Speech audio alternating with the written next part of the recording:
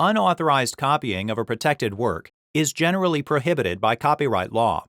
But what constitutes a copy? Can preliminary materials developed in preparation for a final publication be considered copies for infringement purposes? The 1986 case of Walt Disney Productions versus Filmation Associates examines these questions. Disney was in the business of animated films, amongst other things. In 1937, it launched Disney Classics, a series of films including Pinocchio and others. Each film story was based partly on pre-existing work, much of which was already in the public domain.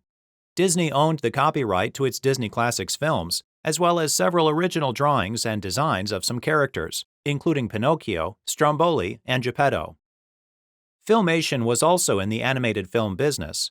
At some point, Filmation announced its plans to produce a film series called the New Classics Collection, also based in part on the same pre-existing works as the Disney Classics. One of the films it intended to produce as part of the collection was called The New Adventures of Pinocchio. During production, Filmation developed several materials for internal use, including a storyboard and story reel, scripts, designs, and models. Contending that Filmation's preliminary materials copied Disney's copyrighted characters, Disney sued Filmation for infringement in district court.